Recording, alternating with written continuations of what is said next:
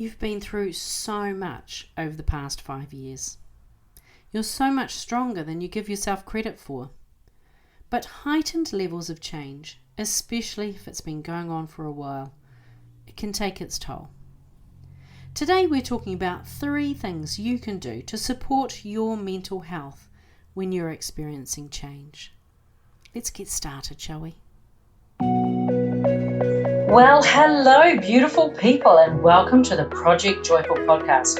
I'm your host, Tracy Tutty, your medical herbalist and high performance coach. So, hey, Project Joyful isn't just about being happy.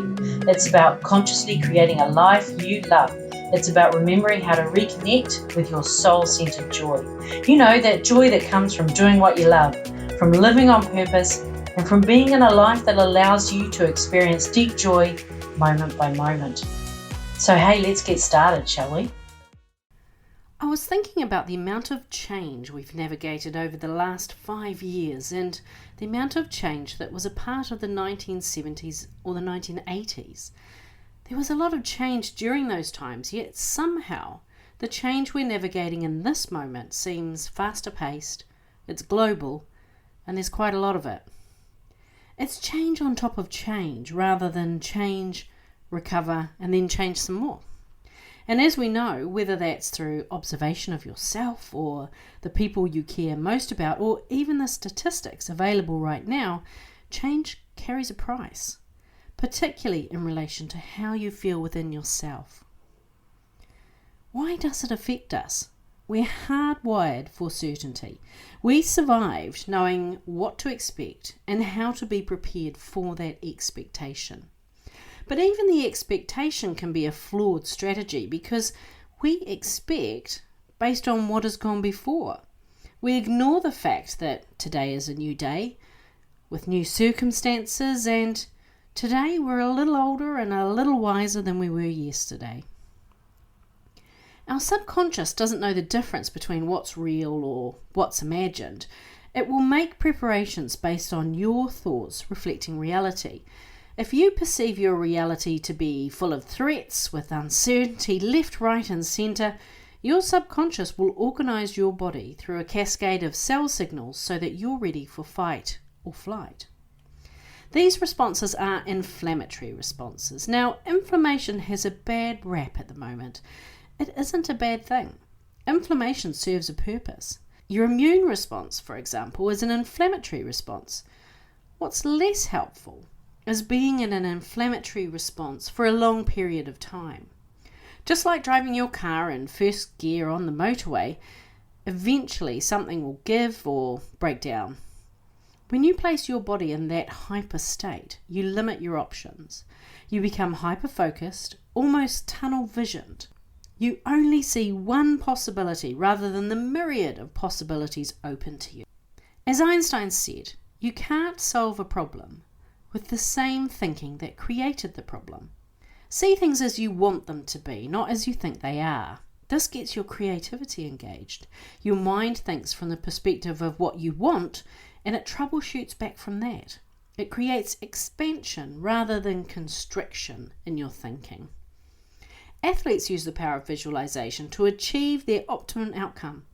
It puts them in a resourceful state and it helps them to see what to do rather than focusing on what not to do. Focus on what not to do and mistakes creep in, you fall out of flow. Athletes wouldn't do it if it didn't work. So spend some time getting really clear about what exactly it is that you want. Remember when I said we're hardwired for certainty? Even risk takers require certainty in particular aspects of their lives.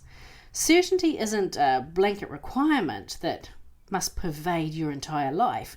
You need pockets of certainty.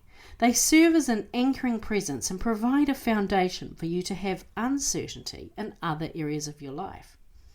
Take a look across your life today and rate how much certainty you have in each aspect. Perhaps you have a lot of certainty in your relationship with another, and it can be a fur baby. Social networks can add certainty to your life, such as hockey on a Saturday. Routines can add certainty. For example, I go to the gym on Tuesdays and Thursdays and I take a spin class.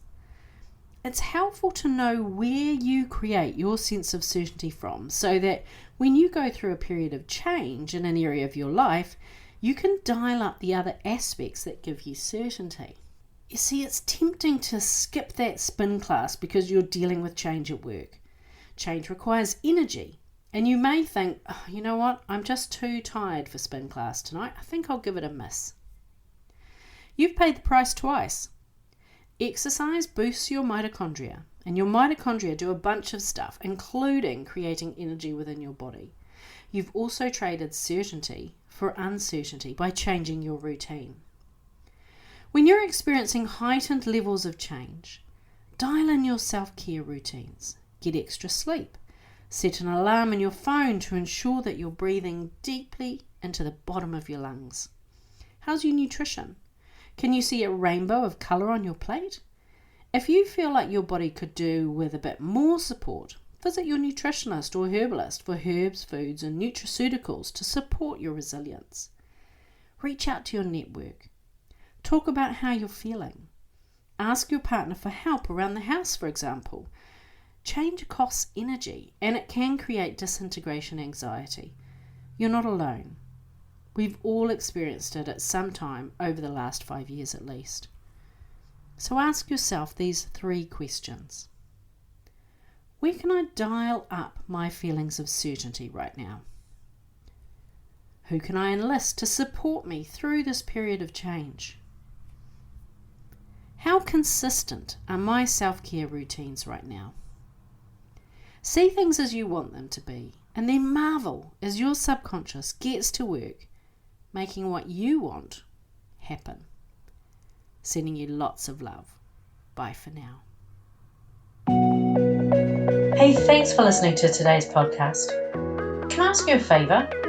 If our conversation spoke to you today, could you please take a moment to leave a 5-star review? Your review will help people discover this podcast, and together we can create a world where there's even more love and more laughter. And if you want to hear more from the Project Joyful podcast, just click the subscribe button. Bye for now.